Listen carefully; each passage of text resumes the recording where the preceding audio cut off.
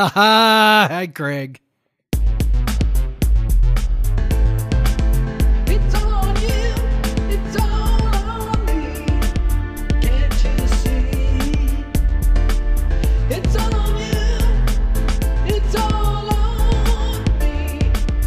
You and me, can't you?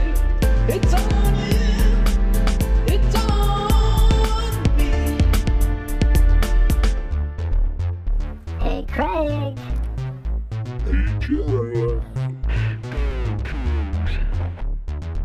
Right or wrong, we don't care. Win or lose, we don't care. We don't care. We don't care. Hey, Jeff. Wow. What a week it's been since the last time we recorded, and we were pretty gleeful on the last episode, but it just things kept rolling. Just kept rolling on through the weekend, and now hopefully we're gonna have another good weekend coming up. But this is gonna be another gleeful episode 205 of Podcast versus Everyone. I'm Craig Powers. With me, as usual, is Jeff Newser. And Jeff, let's start with actual Coug stuff. Before we get into the shot up front that we love. Yeah, we so don't want to get accused of like caring more about Husky L's than we do about Cougar W's. Although I would argue those are one and the same, but that's okay. They're very close. They're only separated by, I don't know, perhaps in undefinable, indistinguishable millimeter or something. Because that's like, okay, like we're gonna get into all that later, but I got to ask you at first. Like, I found that like the Husky misery in all of this was far more enjoyable and satisfying than I would have ever imagined. Like I enjoy, some good, schadenfreude, just like anybody else. And anytime the Huskies lose at anything, for the last 30 years, I'm like, haha, like on Twitter, sometimes I'll just go and post like a little, smirking emoji, right? When something bad happens to Washington. But like this one, I don't know. I'm thinking it's like, I don't know if I'm sort of psychoanalyzing myself. Like it's sort of like the whole thing, right? Like we have been forced to confront our, college athletics, mortality. So it's not really mortality, but you know what I mean? Like our sort of like what we are, right? And that's been very uncomfortable for the last, 6 months or so, right? To have to, come to terms and reckon with the idea of, okay, so maybe, this thing that we thought we were, maybe we're not that, maybe we're actually this from now on. And that's like uncomfortable and painful and not fun. Right. And I guess maybe on some level, Washington is having to do, I mean, it's a different scale, but they're having to do kind of the same thing, going from the guy who was going to be their next Don James to labeling him a freeloader who only won because of Peterson's recruits. Like it was a pretty quick, snap. And then they have to go hire, Jed Fish away from Arizona. I think a thoroughly uninspired, I mean, it may work out, but thoroughly uninspiring hire. Right. And so, it's just, I don't know, man. Yeah. I enjoyed it a lot. I continue to enjoy it. Yeah. It was good. It was a good day on Friday. It definitely was. We had a lot of fun. I got almost no work done. It was great. But so on the back of that, we went into Saturday. We're feeling good. And the WC men's basketball team is playing number 8 Arizona, number 2 on KenPom, Arizona. And I believe WSU has never beaten a team as high as number 2 on KenPom. I haven't really looked into it, but I just off the top of my head, I can't think of any win where that would have been the case. Yeah, I can't either. Yeah, but yeah, it's going into that game, they beat them last year, so you're like, yeah, stuff can happen, but it's just we've just had this challenge of figuring out what this WSU team is. And, you know, they got an impressive win on Wednesday. We talked about that against at USC. And that kind of a bit a little bit of a season saver, you could say, you know, that not you know, being 2-3 in conference versus 1-4, but then going into Arizona, you're still like, yeah, I'm probably gonna be 2-4. They're probably gonna beat us. You know, last year in Pullman, we put up a fight. You know, I expected them to put up a fight, and really they came out and WSU, you know, did put up a fight. And they did, you know, build a 10-point lead in the second half, but then it just looked like, okay, they're not doing enough to win this game. Like they're not making open threes. They're not getting defensive rebounds. This is all going to fall apart at any moment. And then it did. They lost the lead with you know, just around 3 minutes left. Yep. But they fought back. You know, they you know, all these Kyle Smith teams, that it's rare that we've seen just absolute, you know, a lack of mental toughness. But you know, they came back and they leaned on their two leaders on offense, and yeah, what a win. Yeah, I think you sort of alluded to it. You know, to win without even, I mean, there's so many things that were incredible about the game, but I think the biggest one is to win and do it in the way they did without having their A+ game, right? Like, I mean, I think it always feels like it's going to take a heroic effort and a lot of luck, right? And it's not to say they didn't have some luck. They certainly did. For some reason, you know, Omar Ballo decided that he could not make a layup in a great, you know, homage to WSU's short guards of yore, trying to make, you know, baskets 2 feet from the rim. You know, so he had a tough time there, but like, other than that though, I mean, it's not like, you know, WSU got supremely lucky. I mean, Arizona, you know, fucking banked in a 3 again, like every team does against us, you know, to keep it a game. The game was basically over, and then the game was basically over. They put a guy who barely shoots threes. They run a play for him to shoot threes, and he banks it in. Like what? Well, and like the broadcast goes, well, you know, good things happen when you shoot it, you know, straight on line. And I'm like, that wasn't straight on line. He was like on like the, you know, the kind of halfway between the break and the top of the key. And like, I mean, that shot wasn't just long. That shot was 2 feet to the right. Like that's how it banked in. Anyway. And so if that shot was, any other part of the court, he airballs it by 3 feet. Yes. So, you know, it's not like WSU got, you know, supremely lucky to make it happen. It's not like they had an insane, you know, shooting display to do it. And I think the thing, you know, you mentioned this and, you know, you can expand on this, but, you know, where I think it really showed was like WSU dominated the interior. And I don't know that that's ever been a thing that has happened in this particular matchup with that particular school. Yeah. You're talking about, they were 51% on twos, and Arizona was 38% on twos. That's nuts. Like that kind of shit never. I mean, happens. even if Ballo makes those layups, they're like 40 something on twos, right? Yeah. Yeah. Like it's nuts. Like to, you know, it's Isaac Jones is a primary there. Clough had a few shots. Clough could have easily went 5 for 5. Like the 2 he missed were bunnies. Yep. You know, Chinyelu, he had some nice offensive plays. Chinyelu hit great 17 minutes. Like it just, yep. You know, 3 blocks. You know, just again, WSU had 8 blocks. Arizona had 2. I don't know how many dunks WSU had, 8. but it was definitely 8 dunks. They had Arizona 8. Had a couple, maybe. Arizona had 0. They had 1. Caleb Love had a breakaway turnover. Oh, that's right, he did. Okay, so that must have been scored wrong in the play-by-play then. No bigs on the dunks. Like no bigs on the dunks. And so like when does WSU ever beat Arizona in a game where they out dunk them out block them, out shoot them on the inside. It's just nuts. Like it's crazy. Like that. Like we just when WSU beats Arizona, it just doesn't happen this way. They usually hit a bunch of threes. You know, they have like a couple guys just get crazy hot. You know, I'm not saying that Isaac Jones is crazy hot, but Isaac Jones is just doing what we know he can do.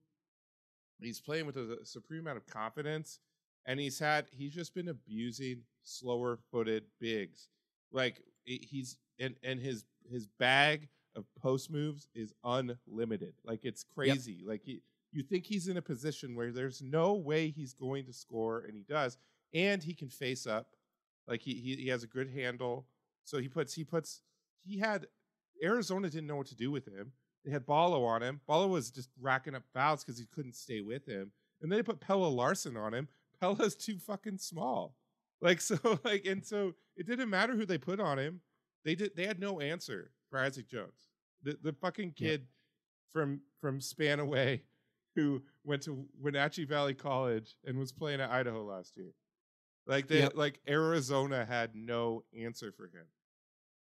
And it's been extremely. Yeah. Sorry. Go ahead. Go ahead.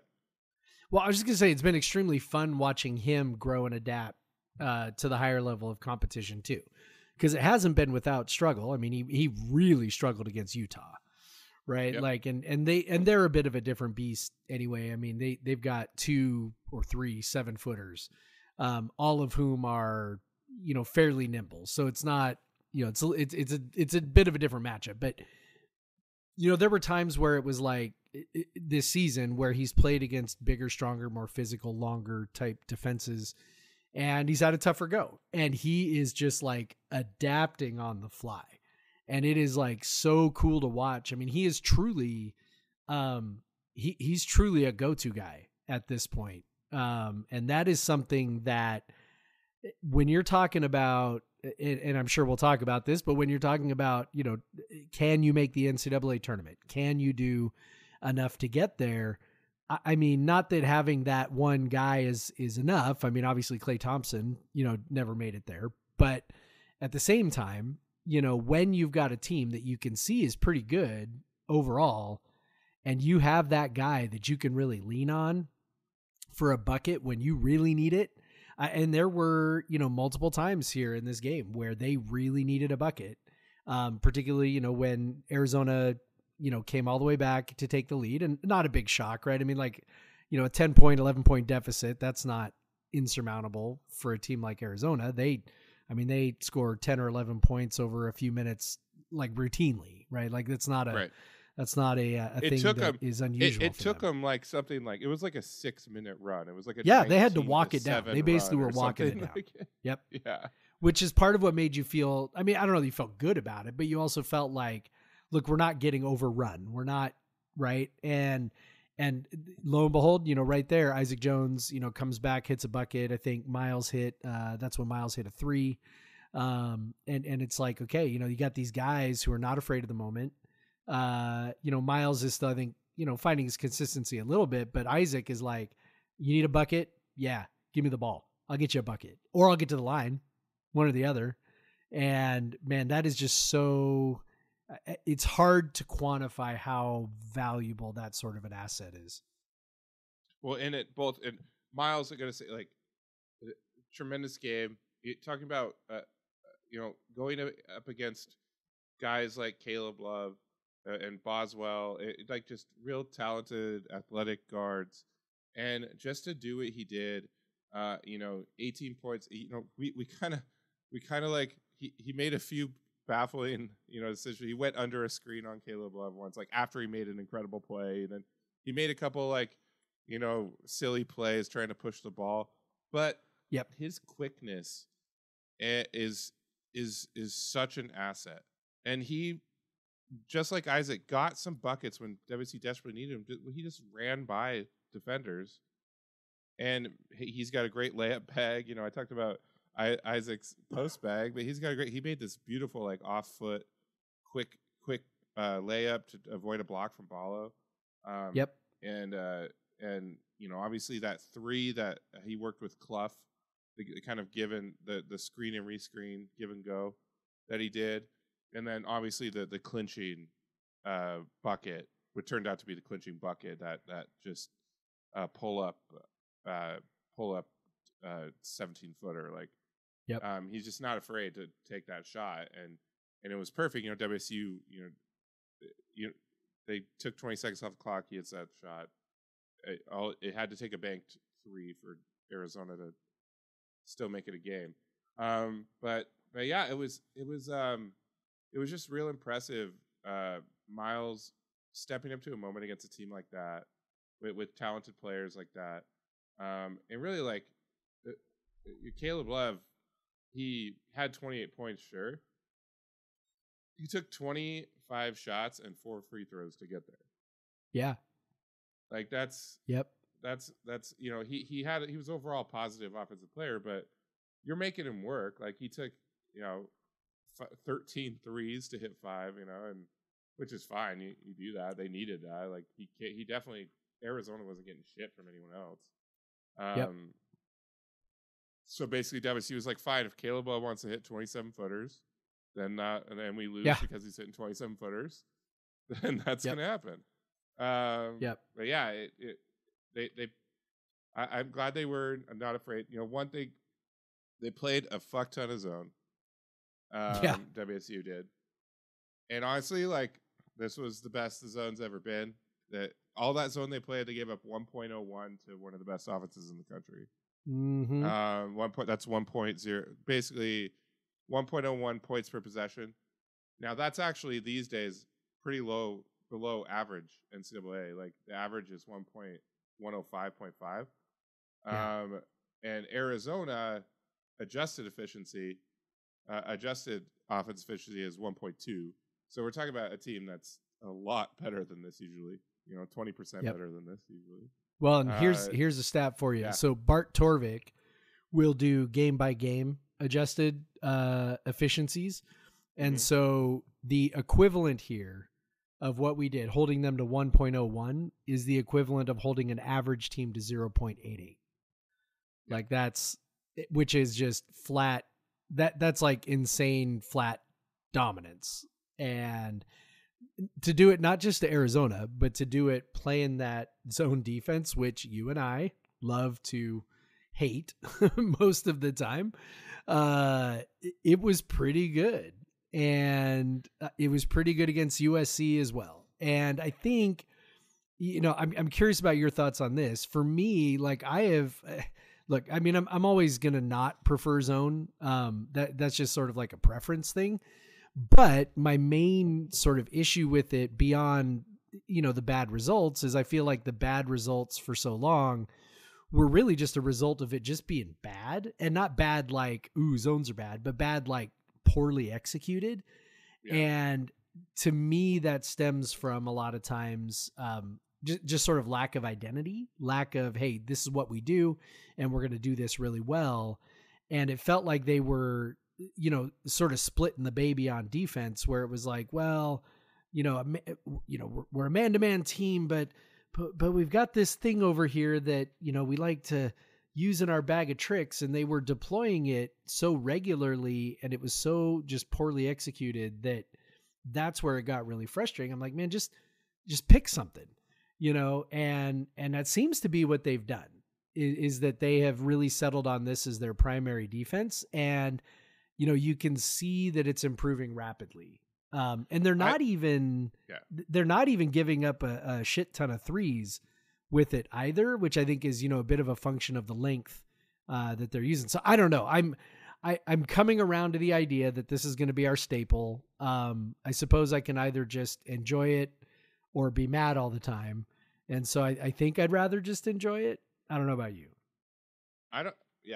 So I don't know if it'll be a staple. I do think Arizona, they looked and they said, look, what can we do? We can be bigger than them, or at basically every position, but even Ballo, like, you're giving up an inch and maybe a few pounds with Clough and Chinielu.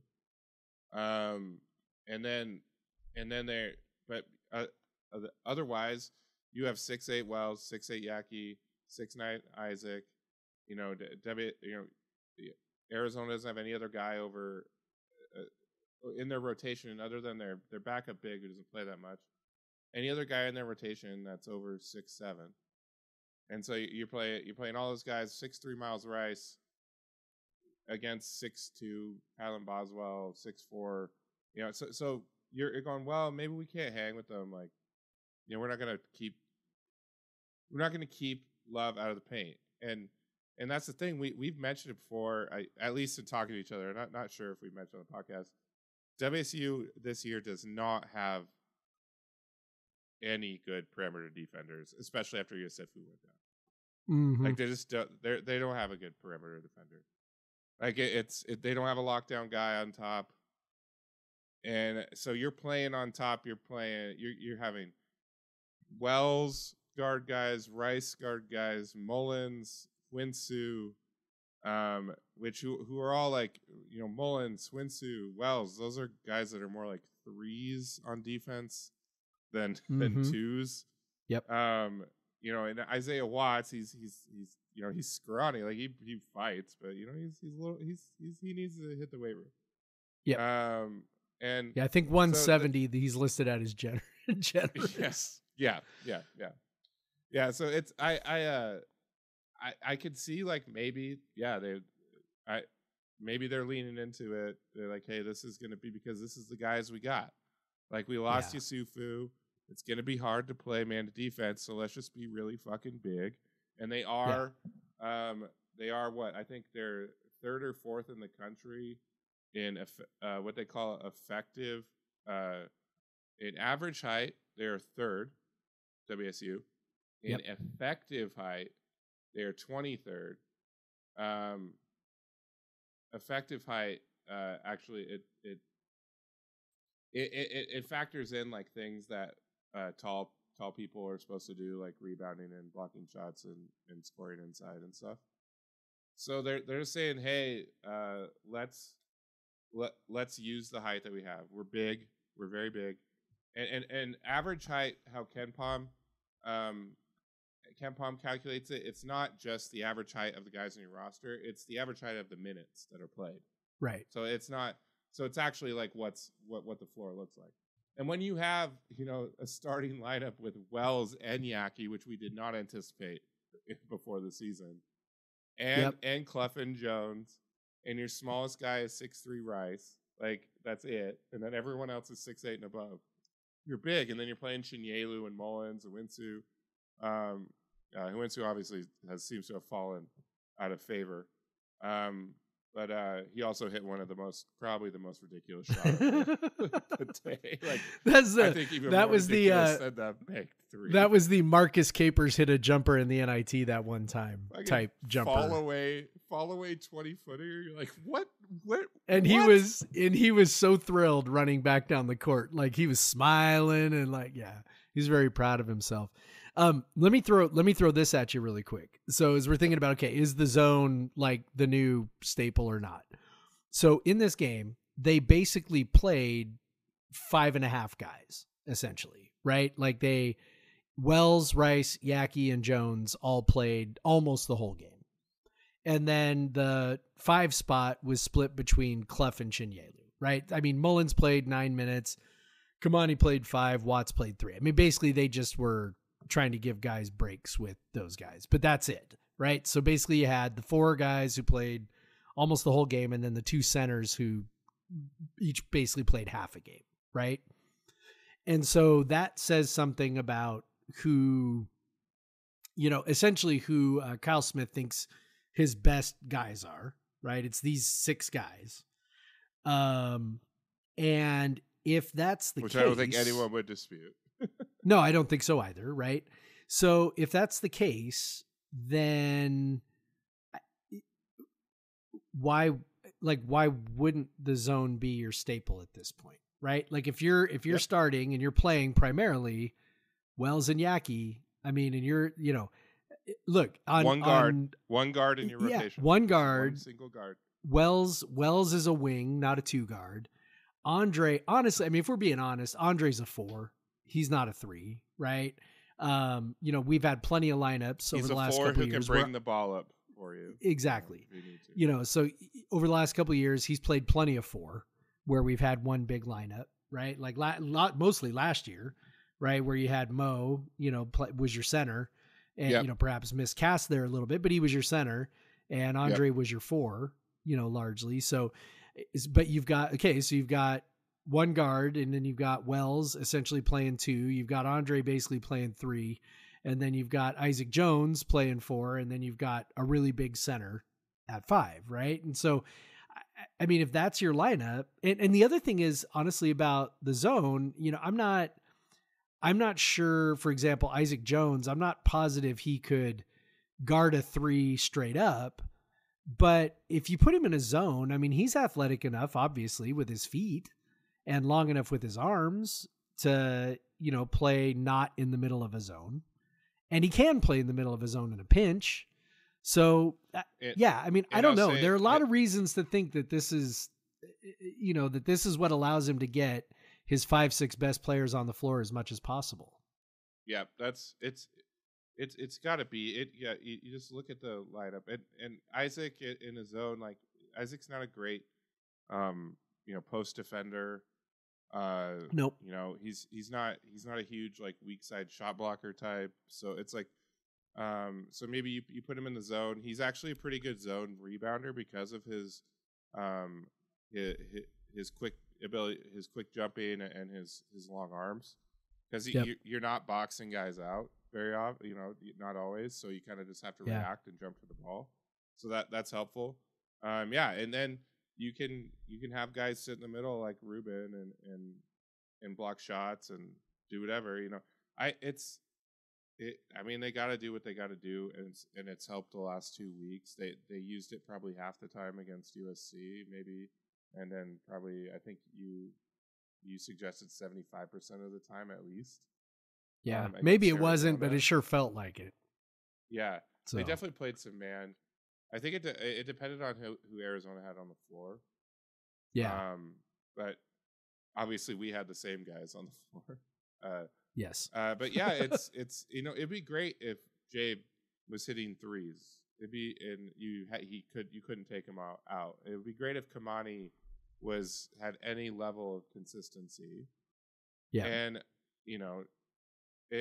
and Watts is just, he wasn't supposed to be a rotation guy. Yusufu went down and now you don't have that guy. Yeah. And if they've adjusted, Kyle has never had good injury luck at Wazoo. And so he's had to adjust on the fly, and this is what they got to do. There's going to be games when it's just awful, and like a team's going to shoot a bunch of threes or some shit over the top of it, and we're just going to lose our minds. But it definitely was instrumental in getting this win over Arizona. Yeah. Maybe Arizona just didn't have I say Arizona didn't have the best looking like zone offense I've ever seen. It's just not really the style of the players that they have. Yeah. Well, and they're at their best beating you down the floor anyway. Like that's when they're at their best, is when they are beating you down the floor. They're getting in transition. They're getting you before you can set up the defense. And I think in this one, we definitely so the one area where Arizona dominated was on the offensive glass, right? Sure. And we only had, I think, 7 offensive rebounds. And I think that was mostly by design. Like, I think that was largely. It was the Dick Bennett thing of sending one guy to the glass and 4 back. And Jones is that guy, and he managed to get 4 of them. Just to make sure that Arizona can't beat you coming back the other direction. And it was a strategy that worked out great. I'm optimistic that we're not, I'm sure it will happen, but I'm optimistic as the zone gets played more and more that, that we're less likely to have one of those crazy shooting nights against us than maybe we would expect, simply because so far anyway, we haven't seen a massive jump as the zone has increased. We haven't seen a massive jump in 3-point attempt percentage.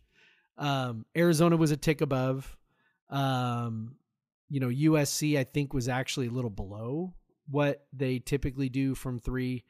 So I don't know. I think the length really mitigates a lot of that. I mean, I remember when Ken Pom did his study on 3-point shooting and, can you really influence 3-point shooting and things like that. And he was, his big overall conclusion was that the influence a team has on the, on the opponent's 3-point percentage is actually pretty minimal. And the one thing you can really affect is the 3-point attempt percentage, right? The ratio of 3s to 2s. But there were these outliers. And, I remember when he did it, one of the outliers was Syracuse, right? Really famous for running, running that matchup zone. I mean, the reason why it worked so well for Boeheim over the years was he recruited lots of really long athletic guys. And obviously it got sort of less and less effective as they kept moving the 3-point line out. It just gets harder and harder to cover that much ground with his own. But at the same time, he did sort of demonstrate that, with certain kinds of personnel and certain philosophies, you can, to some degree limit the number of threes that the other team is going to take against the zone. Cause obviously, that's the easiest shot is to shoot over the top of it. But, maybe with the size that we're running out there, essentially 6'3" at the top and then 6'8" or taller everywhere else. Maybe that means we're not destined for, crazy shooting nights, especially if we don't, mysteriously walk away from 3-point shooters on the line or whatever, like we did against Oregon. So,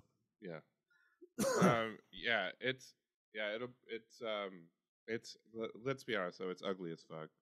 Like it's not fun. It's not fun watching. I hate teams it. Sit there in zone. I hate it. Like I hate it. It's just ugly basketball. Yep.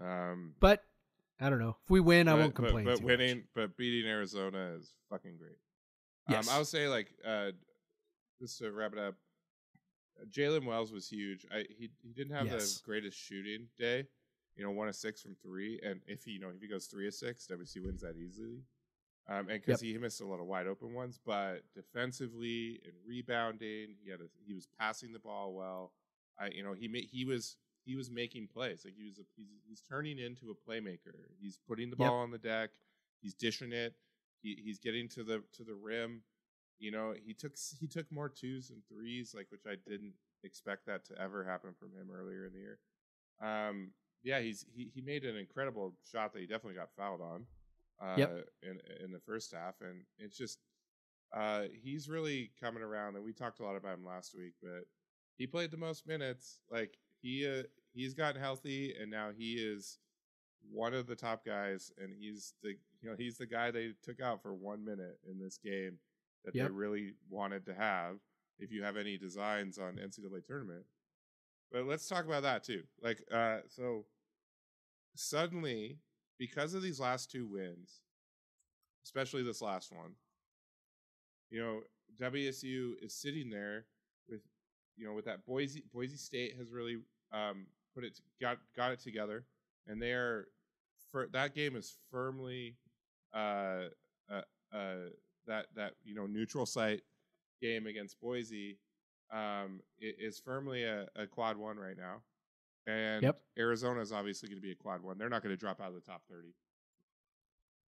And then, it depends on what USC does, but they've obviously lost one Collier for a significant amount of time, and you just never know with them. But they have 2, maybe 3 quad 1 wins right now, and they're 12-5. And one thing I mentioned to you last year, it was really fun when they beat Arizona on the road, but that put us at 7-10. So it was like, this sitting at 12-5, sitting at 49 right now, 49 in net. That's a pretty great good spot to be after, especially after the pretty weak non-conference that they played. Actually they only are listing them as having 1 quad 1. Where's Boise State? Oh, Boise State fucking had a big loss. I forgot about that. They were those fuckers. Okay, we need Boise State to go from 54 into the top 50. Yeah, we also need USC to start winning some games because they're Yeah, right on the where's border as USC? well. USC is. USC's right on the border as Oh well. wait, that's right. They're 87. So USC and Boise State can become quad ones.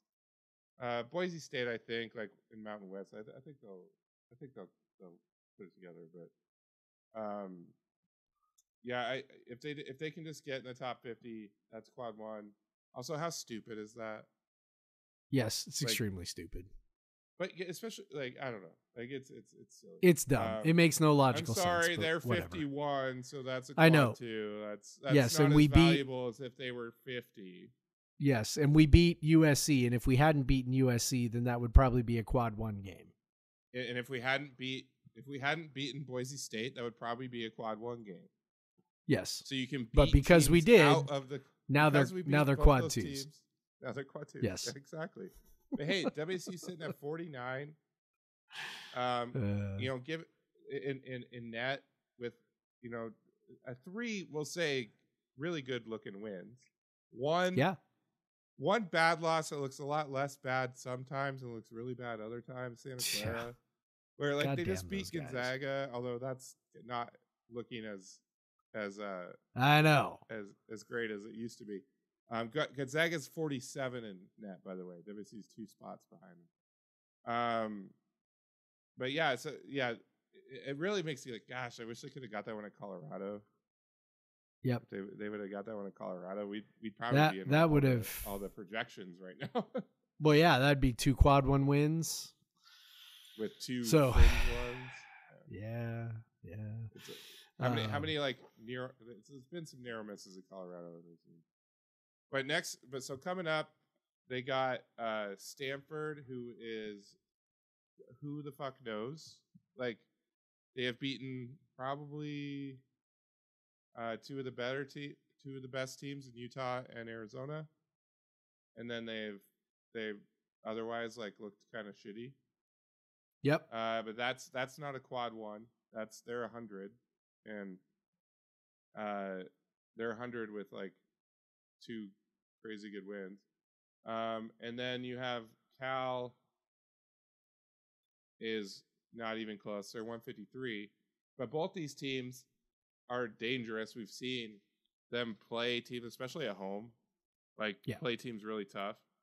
Yeah. So it's the Stanford game is a toss-up, basically a little bit in favor of Stanford because they're at home, and then Cal is a little bit in favor of WSU, but both are projected by KenPom to be very close games, tough games. So this is a big weekend. If you could get these 2, you're in really good shape. If you split it, you're probably still okay. But getting these 2 and then having Utah and Colorado on the back of that, where's Utah in that? Like 25. Yeah, so like that has unless you beat them, has a potential 24. to be a quad one. Yeah, at home. right. But then you It's beat like them, if and you- it'll no longer be a If quad you one. if So you don't beat too them, bad. they'll be a quad 2, right? Just beat If them you by beat a 'em really- couple. If you beat them by a lot, your net will skyrocket. But if you beat them by too much, they'll drop out and it'll be a quad 2. Correct. So beat them by a Yeah. little bit, so they stay. Yeah, beat 'em as by a little. Quad 1. I know. It's so stupid. What a good system. It's fun.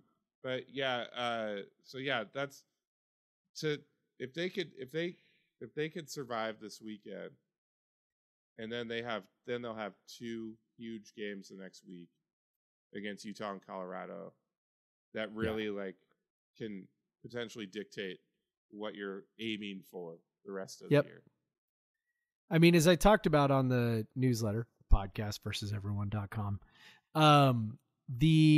what these 2 wins against USC and Arizona really did, to be honest, is kind of get you get you back to where you were at the beginning of conference play. I mean, I think you're a bit ahead of that, obviously, now that you've got that big win against Arizona in your pocket. So whatever the numbers say, great. But obviously now you've got this win over Arizona. That's wonderful. That's good. So you're probably a little ahead of where you were, but honestly not a ton, right? Because you're carrying, these losses to Oregon and Utah and Colorado, and so you're kind of, USC doesn't really offset any of those. Beating Arizona kind of offsets those, but not quite.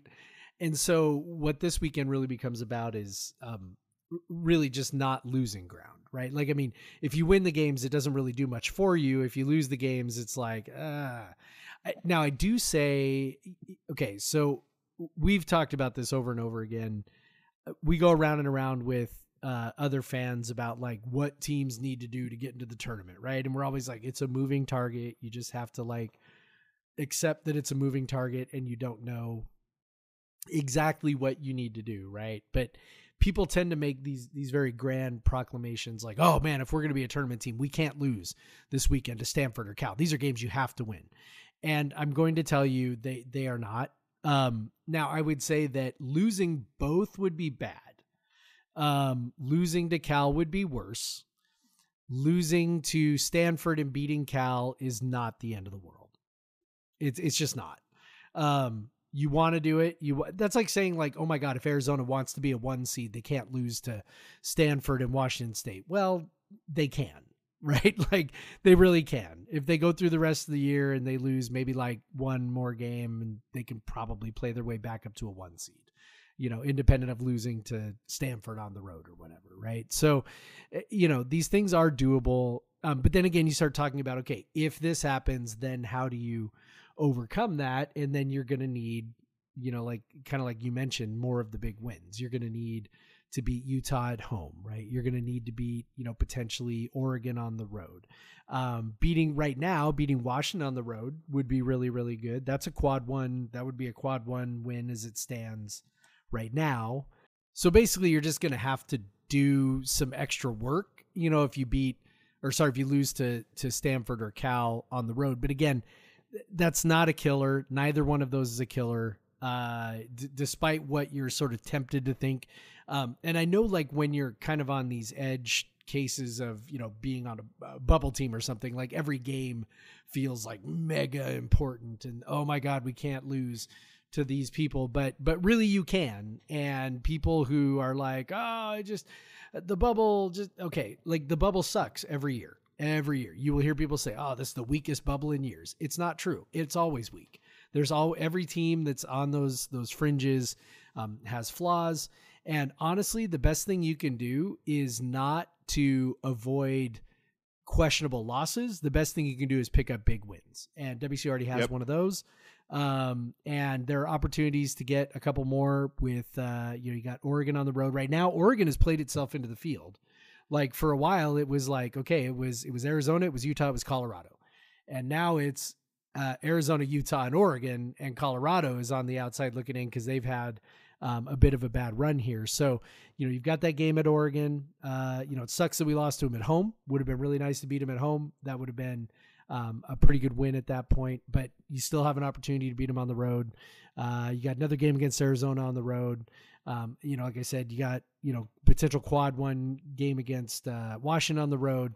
There are some opportunities here. And when you pick up some of those wins, some of those signature, and plus you play Utah at home, right? Like that's the other big one. So, you lose to Stanford. Okay. That would suck, but it's again, not the end of the world. You go out and beat Utah. Beating Utah at home does more for you than losing to Stanford on the road hurts you, if that makes sense. And so I think they're in a good spot. Don't freak out. Don't lose hope if they, lose, you're going to get this episode on Thursday. If they lose tonight, don't lose hope. There's still plenty of opportunities out there. If they go down there and lose both of these games, that's not good, but, they lose one, not the end of the world. Still lots of opportunities out there. And like you said, beating Arizona early in the year like they did, now they've got that in their back pocket early, right? Rather than once the season's already gotten away from them like last year. So yeah, they're in a pretty good spot, man. Torvik's got their odds of making the tournament right around 20%. I mean, and that's right about where it was coming into Pac-12 play. 20%, man, 1 in 5. I'm not sure how late in the season it's been that high. Yeah. Recently. but it probably hasn't been recently. Yeah, like so that'll be fun to watch. And then of course, looking at another team at WSU trying to make their fourth consecutive trip to the tournament and had a real tough start to Pac-12 play, losing their first 3 games to Washington, Stanford, and Cal, was able to get some revenge at UW this weekend in front of us, in front of Podcast versus Everyone, in Seattle, with a pretty aside from a shitty start, which they are wont to do, pretty dominating win after that, and that was real satisfying for many reasons, especially as it came on the backs of UW's misery earlier in the weekend. But yeah, it was they're in a place where they have this win at Washington. They have a win against Maryland on a neutral site. They have a win over Gonzaga. Those are actually 3 top 50 wins that they have. Only one of which is at home, and that was against the highest ranked team, being Gonzaga. I think is 18 in net. And they've held strong pretty good. They have a win at a really dominating win at Houston, which is a top 100 net team. So they're sitting at 21 in net right now. They had a real missing that, losing that game to Cal was rough. Losing that game at home to UW was rough, but they have a real opportunity to, make a 4th trip. There's so many tough games we've talked about, so many top 10 teams. So they're going to have a lot of opportunities for big wins. They already have some big wins. If they add in a few more, they really don't need to have like a huge, crazy record to get into the tournament. It would be like when they went, they were like 12-10 the first time they went. I was like, we've seen it. Yeah. So they just need to, but I think it'll really help this weekend. They have Arizona State, who's not very good, at home, and then Arizona, who is definitely not the Arizona of recent, but is still pretty solid and could potentially be, like they don't have quad 2, but it's like that second tier type of win, and just because that'd be another top 50 win. They're 43rd. So and also just to get back even on your conference record, it'd be huge. And just stack those wins. So this is a pretty big weekend for the women's team to build on what they did against UW. And again, like Jeff and I will be 3 games in a row with them. So hopefully they'll keep us undefeated in that stretch, because we'll be in Pullman for Arizona State and Arizona. Very excited for that. Yeah. But that win over UW was just highly enjoyable. I think UW was up 12-2 to start the game. It was feeling like that when they couldn't miss. It was just feeling like when Charlize scored 40 and lost at UW last year because they wouldn't miss a 3. So it was feeling like, crap, here we go again. But WC's defense really started contesting. UW was not making tough shots after that. And outside of that I think she's number 14, a real talented 5, but other than that, really shut down everyone else. And really just didn't need much from Charlize. She tacked on a few free throws at the end, but she didn't really do that much. She hit a big 3 in the second half, but didn't do a lot of it, in terms of scoring, but was a great distributor. That's kind of like she's really adopted that this year as a distributor. But huge game from Ella Villa. That was really fun to see. And then obviously Jenna Villa has really found her shot. So, that is really helpful, especially when she's gotten more minutes with Tahina out for injury. She's really been hitting her threes. I think she's around 50% since Tahina went down in those 3 games. So that's been really beneficial. So it's been nice. It's been great to have Jess back. She's provided some really good minutes off the bench. Um, and of course, Bella Uncarry missed a lot of shots that she normally makes in this game. And she was kind of in and out of the game a lot. But she had probably an all-time highlight when she blocked a shot, and it was the end of the shot clock, and the ref goes to point the other, WSU ball, and she high-fives him on the way running down the court. So that was, No. and I you about they fell have out of my that- chair. They have that in the highlight package, so you can see it in the highlight package. It was it was maybe the most Bella thing ever, outside of maybe after the game when she shushed us all who were not singing the fight song in unison, and then counted us all in again so that we could all sing the fight song together as we should. Yeah, it was just a really fun game. The first handful of minutes were like, again, like you said, it was kind of a here we go again. Is this what we're doing? Is this how it's going? But once WSU kind of got the handle on the game, and look, the shots that UW were hitting were not easy shots. I mean, they weren't like super hard shots, like circus shots or anything, but they were certainly contested. People were being guarded. They were just hitting some shots. Well, okay, let's see how long you can do that. And once we settled down a little bit, they started missing a few shots. And then, offensively, we really started to just take advantage of our size, and really just made sure to pound the paint and pound the paint and pound the paint. And I mean, I don't know. Beyond speed. I'm not looking at the stats, but we didn't take very many threes, I don't think. I probably should have the stats pulled up, but 14 out of 60 shots. yes. So that's not, okay. So there you go. So not very many threes. Wasn't necessary. Lots of big to big passing. Tara Wallach, who can play, both inside and outside, she was inside plenty. Obviously B, in there. And then, Bella, Jess even got some action in there. Like it was just inside.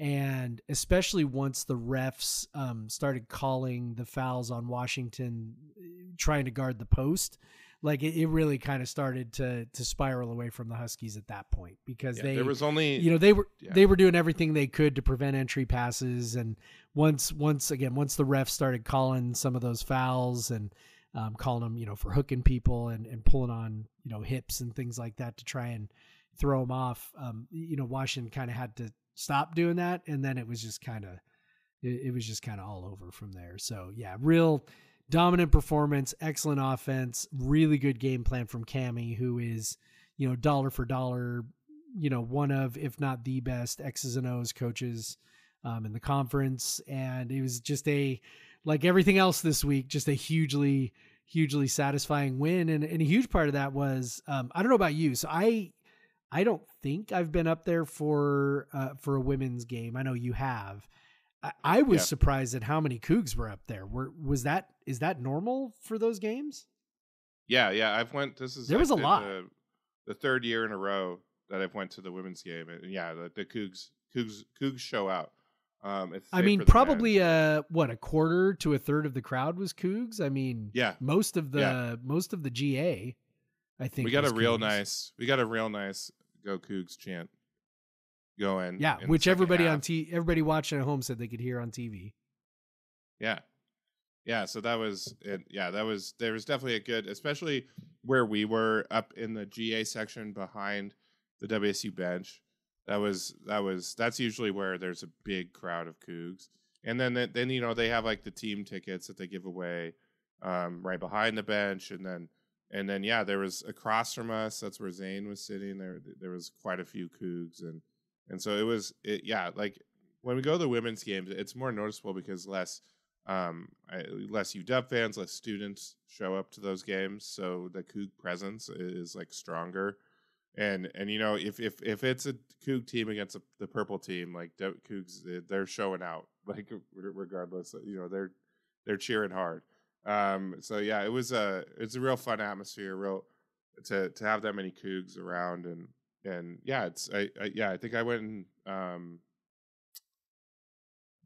I definitely maybe I went in 22, 23, and 24. Yeah, so I think it's 3 years in a row. Obviously, couldn't go in 21, but Yeah. that was where they opened the season at UW because it was that COVID season, and Charlize went off, and the rest is history. But yeah, so it's fun. It's super fun winning there, of course, and I brought my 2 daughters. You brought 2 of your sons, and my daughter on the way out just like obviously she was at the game when we lost to UW last year, but she just she's only now like more aware. She knows that UW lost on Monday. She knows that Daddy was rooting for that, and she knew we were rooting against them. And I think there's been a few games where they've been on and they've lost. So we're walking out, back to our car, and she just like goes, "The Huskies always lose," and I'm like, "That's my girl. That's my girl." That's right. That's right. I love it. Well, and it's like, God, we have over the last week, between all the garbage that's happened to Washington and beating USC and beating Arizona and beating the Huskies, like, I can't remember. Obviously I probably have not thought about it in these terms over the years, but like I'm struggling to recall another week that had this many W's in it. Like, truly, like win after win after win after win. It's like, yeah, man, let's just keep this going. Let's just keep it going. Let's beat Stanford tonight. Let's beat Cal this weekend. Like, let's beat Arizona State and Arizona while you and I are in Pullman. Like, man, let's do it. Let's do it. Yeah. And,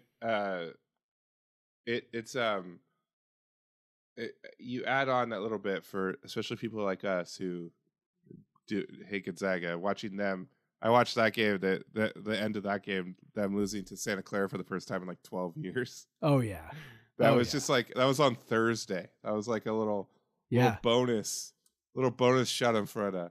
And they've now dropped out of the top 25. I'll call that a W. First time in 9 years, something like that. Yeah, I'll call that a W. They are out of the bracket matrix field, right? So bracket matrix aggregates like 40 different bracket predictions. Gonzaga right now is out because of these losses. So they're in a bad way, which, again, it's a W in my book. All we do is win, win, win, Craig, no matter what. I will say, like, they outside of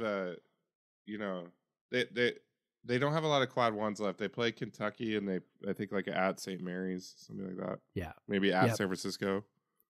Those are San Francisco and St. Mary's are both quad one contests for them right now. And then so they're if they win all 3 of those, maybe they can get in without winning their tournament. But I think we're back to like they're back to the early 2000s when they had to win their conference tournament to get into the NCAA tournament. That is how it's looking. Which, given the level of their play, is not going to be like the automatic that it will. Now it will help, the WCC conference tournament where it's been designed to send Gonzaga to the tournament. But right now, they're in 3rd place right now. They are behind. So you don't get that. They're behind St. Mary's and they're behind San Francisco at the moment. So you got to be in that top 2. Yep. Or first place preferably, right? Isn't it like some kind of ladder where like first place goes all the way to the semis or something? Yeah, it's something weird. I think that's kind of how it works. Which, if I'm being honest, it definitely was designed to like send Gonzaga. Gonzaga hate aside, like I actually think that's a good system. But that's absolutely. Protecting those high seeds, I think, is a good idea. But you want, like, as a conference, you want to, like, because it's one thing like to have a fun conference tournament. It's someone some underdog wins, but there's so much money in advancing in the tournament. Yep. And their best shot for years has been Gonzaga getting in, the best team they have. So they want to protect that. Now, they didn't really need to for years because Gonzaga was already in most of the time. But, it's interesting. yeah, it'll be interesting to watch. Hopefully there's more Schadenfreude on that, and then it'd be really cool if WSU made the tournament and they didn't somehow. Yeah, can we that would manifest be the ultimate. That would Yeah, be, especially let's the year before let's get we Emma on that.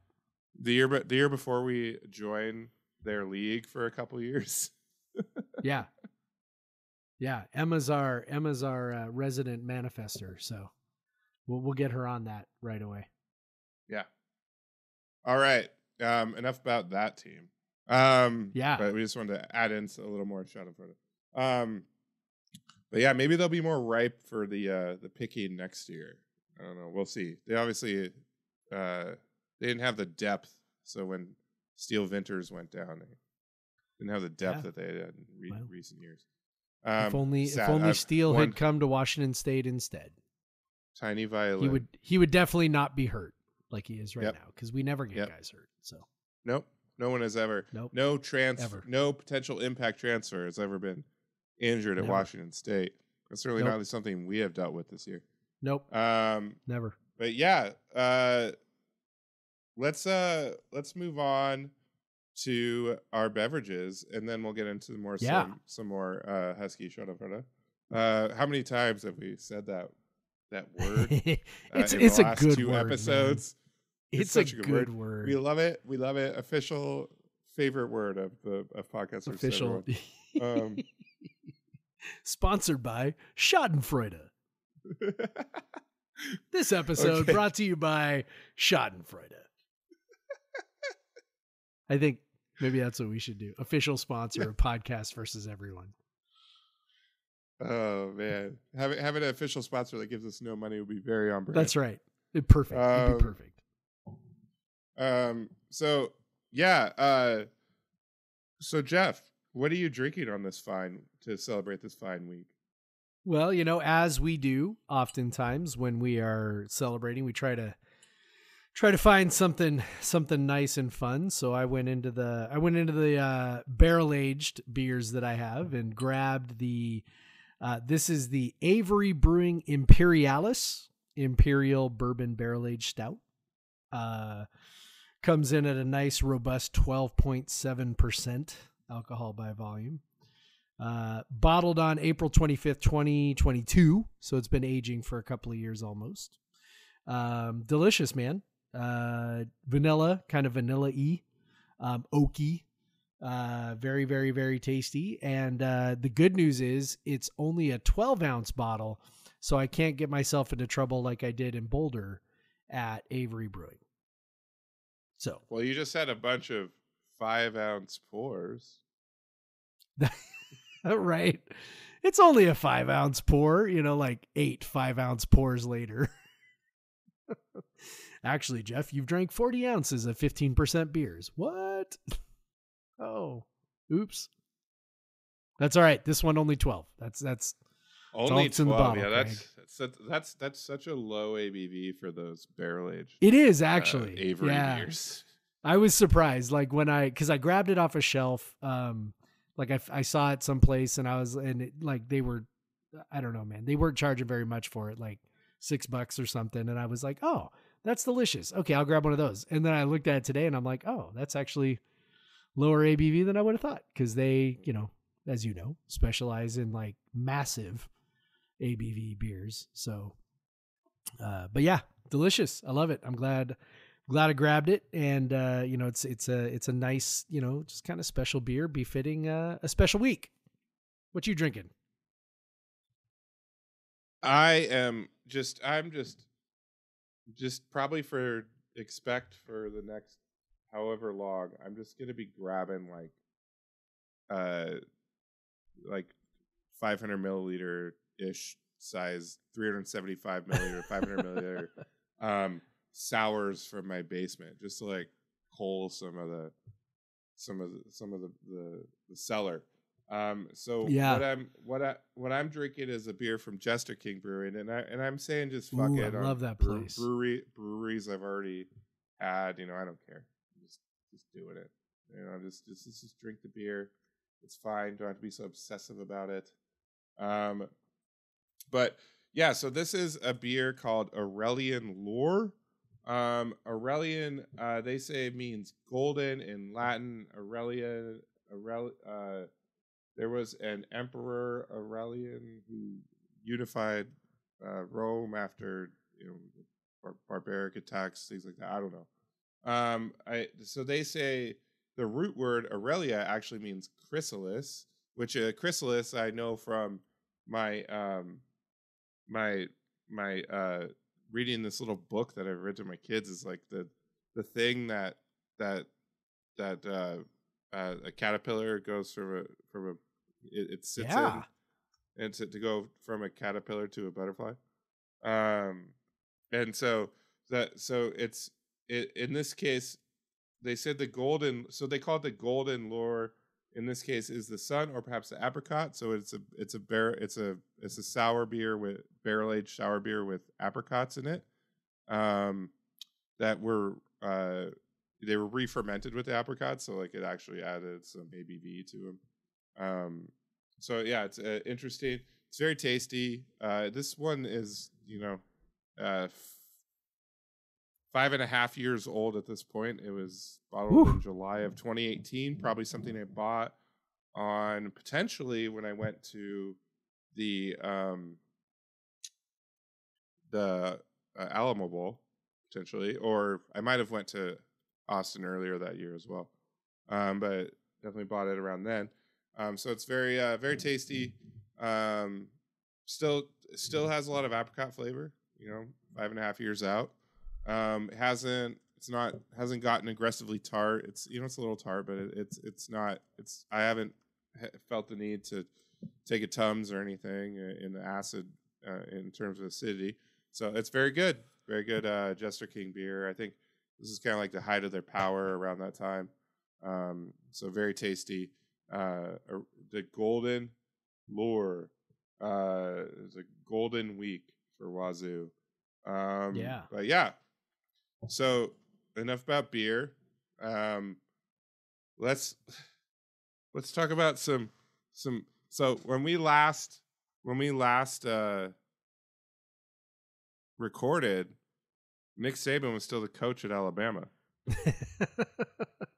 It's true. It's true. We recorded like not right after, a couple days after the national championship game. It was a week we ago. were just 1 week ago. The we were feeling been a year. Yeah, it's been a whole year in the last 7 days, for sure. What we I think I may have mentioned maybe Jim Harbaugh will go to the Seahawks and then DeBar will go to Michigan. Yeah, I think that we speculated that. Yep. But Nick Saban just said, "Fuck it, I'm done." Yeah, and probably just set off just a chaotic silly season. Yep. And it seems Alabama really wanted Kalen DeBar. Yeah. And you knew anyone Alabama really wanted, they were going to get. It didn't matter. That's usually how it goes. Yeah. And they got him. That within that happened so fast.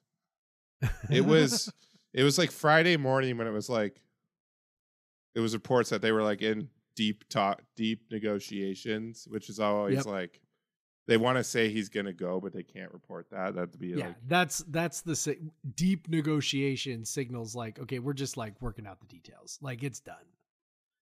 It's just a matter of who's, how much exactly is it going to be? What are the perks going to be?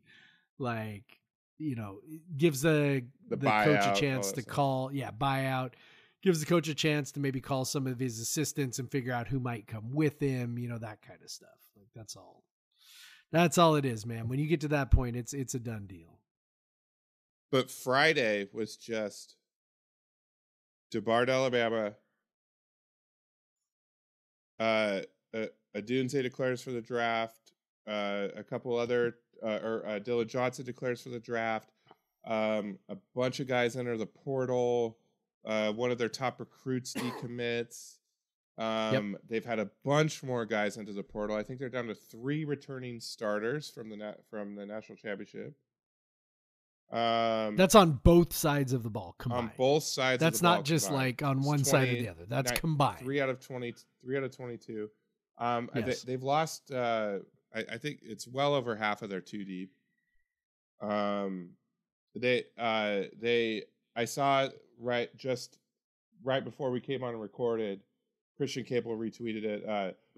One of their top recruits, an edge out of Arizona, announced he had been let out of his letter of intent, and he also announced that he received an offer from Alabama. So yeah, I don't doubt that Jed Fish is gonna catch some portals, but as we've talked about, it is not portal season anymore, except for the guys who lost their coach. Right. Yep.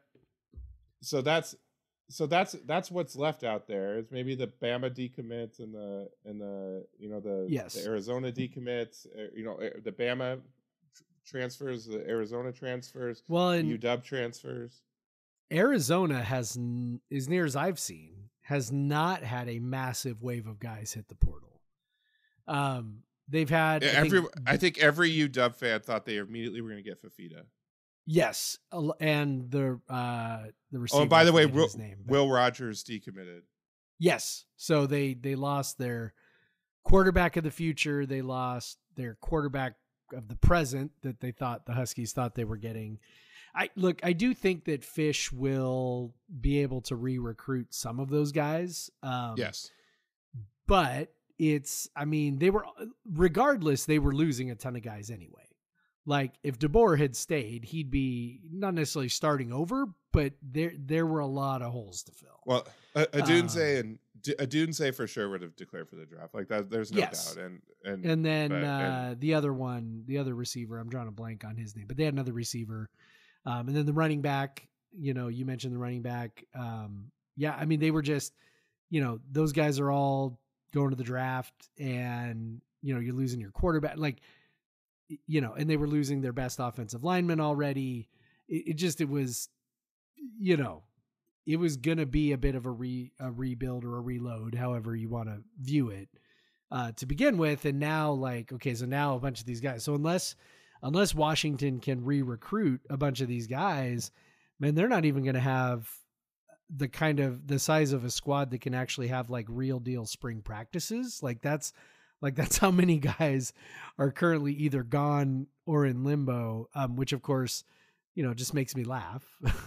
Right? Yes.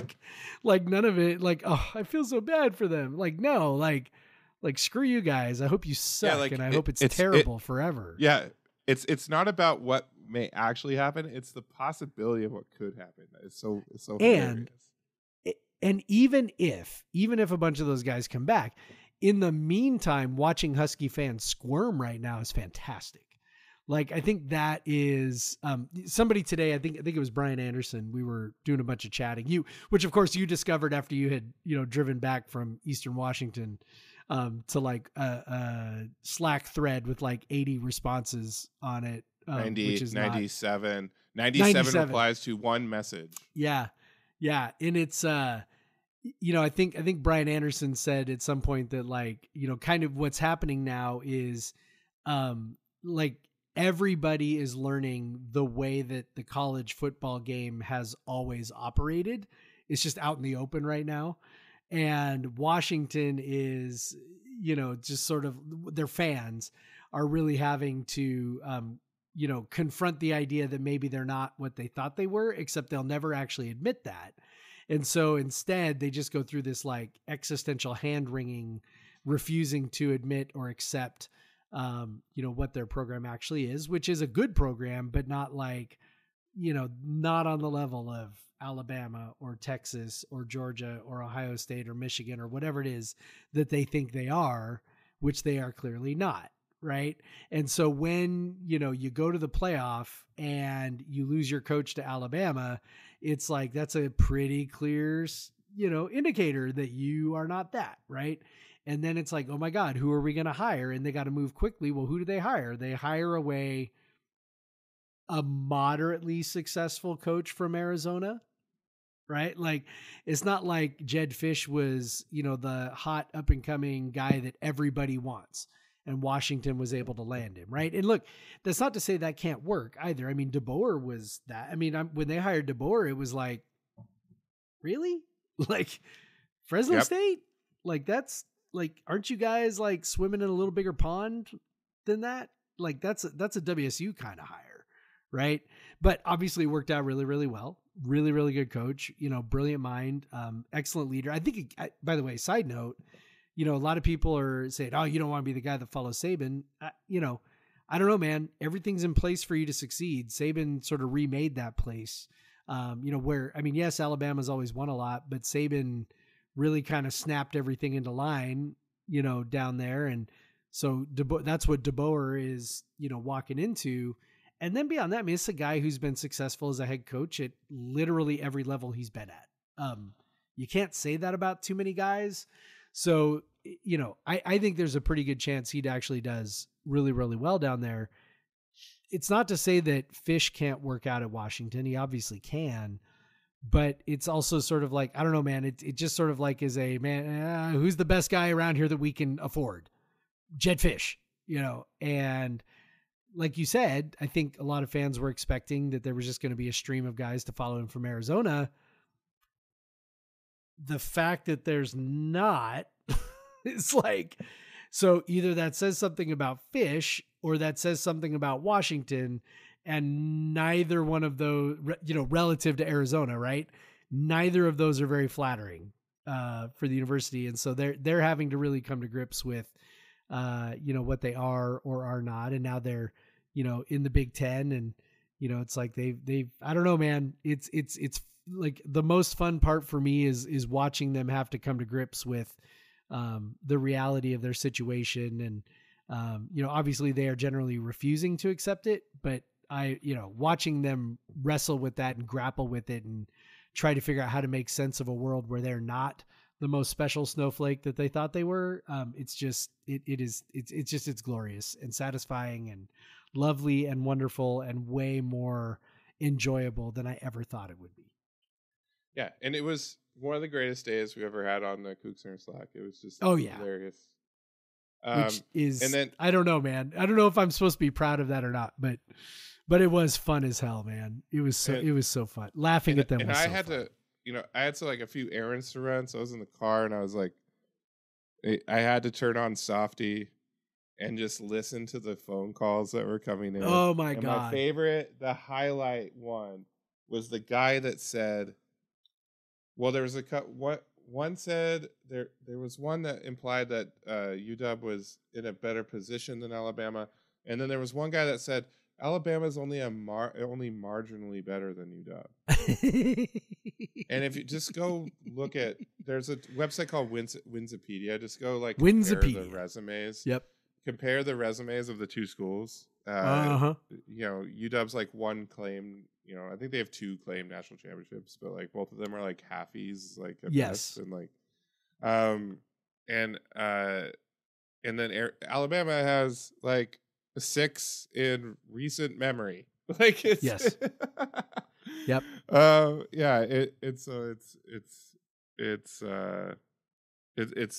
It's funny. Like it's funny.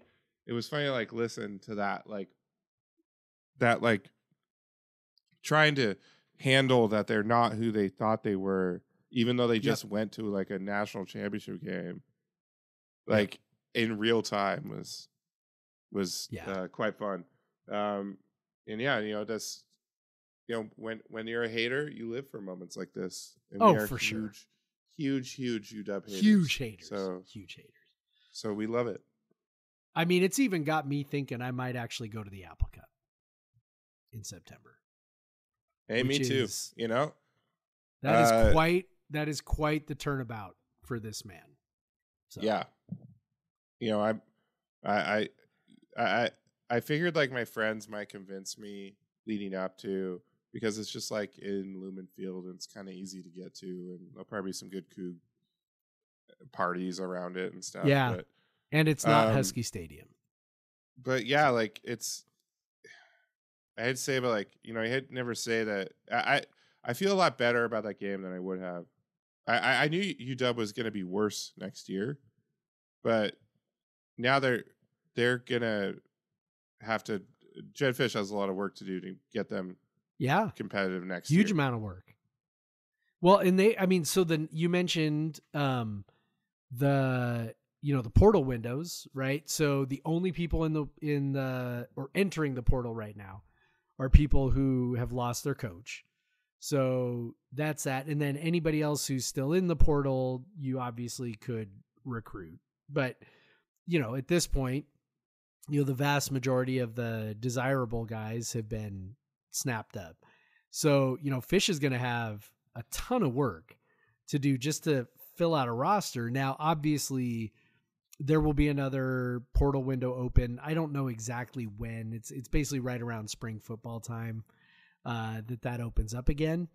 But in the meantime, Washington's going to have to do a bunch of, I guess what you would call illegal recruiting.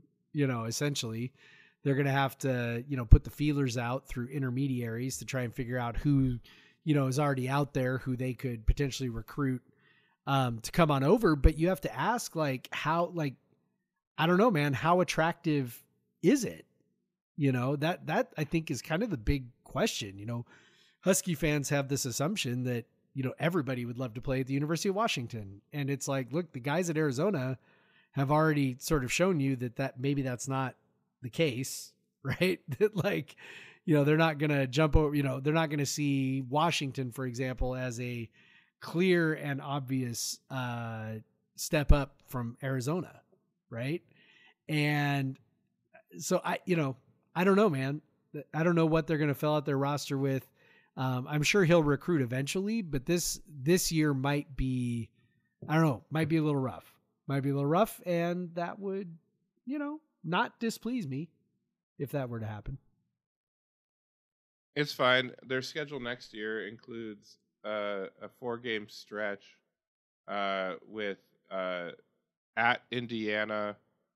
It was at Iowa, at Rutgers, and home to Michigan. Yeah, so no big deal. It's a 5-week span. They're flying to Bloomington. They're flying to Piscataway. They're flying to Ames to lose 10-9 on a block punt, and then in between that they host Michigan, who, I mean, even if Harbaugh leaves, Michigan's not gonna plummet the way they're gonna handle the loss, a little bit better. I think you won't see the same and plus they weren't going to lose as many guys to draft and eligibility as UW did to begin with. That's what really, you mentioned it earlier. That's what set UW off on this path, is that they were already losing a ton of guys, and then you add on the transfers and you add on the decommits, and it's become so much better. So truly just a great week, and then to go and be at Washington. We were actually, I think they announced Fish became official or something as we were walking out of the women's game. We're whatever. We were yelling "Roll Cougs." I even got some Roll Tides in there. So yeah, it was fun. It was fun to be able to go to a UW game and beat them right after that. Yep. So yeah, thank you to the football gods, the college basketball gods, for a beautiful weekend. I think Cougs, we deserved a little bit of fun. Yes. So hopefully the basketball teams can keep that going. Yes. Throughout the rest of the thing, and hopefully Jeff, Cammy's squad can definitely keep it going while we're in Pullman. And have you thought about this, Jeff? We have an entire Saturday in Pullman with no game to go to. I have thought about this. And in fact, okay, so I'm just going to throw this out here, spur of the moment. Perhaps we should have a designated time that we're going to be at, I don't know, the Coug, to watch the, I don't know, men's basketball game. And maybe, I don't know, if people are in Pullman and they want to come say hi, I don't know, maybe they could come say hi. What do you think about that? You think we're going to watch the men's game? I think so. That was my plan. Oh. Is that not your plan? Oh, I don't know. Maybe if I'd fit it in. The Coug, really? It's a busy weekend. You think I was going to, I didn't think that I was going to go to the Coug this weekend. Yeah, no, for real. I'm thinking that's a good idea. We should do that. No, that is good. You know what the beautiful thing is too, Jeff, is that we're flying.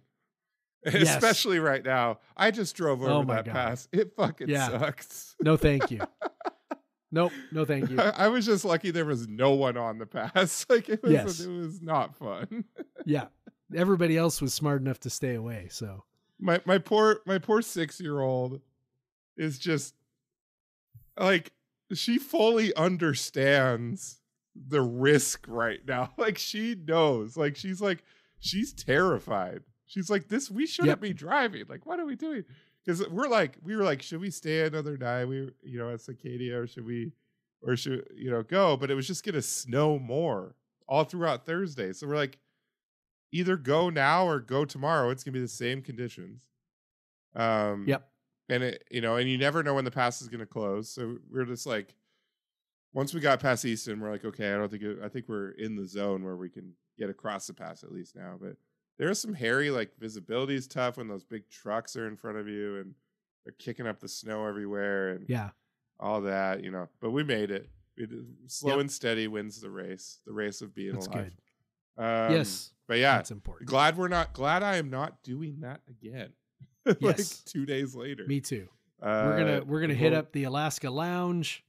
Yeah, we're gonna take full advantage of my Alaska Lounge membership. Yeah, we're going to take full advantage of the fact that neither of us has to drive anywhere for like 72 hours. Yes. So. Yes, sir. It's going to be fun. It's going to be a good time. It's going to be really cold. And not really cold, but it is going to be snowy, I think. That's all right. It's going to be fun. I have a warm coat. Yep. And a beanie. I have some warm Vans. Oh, well, good job.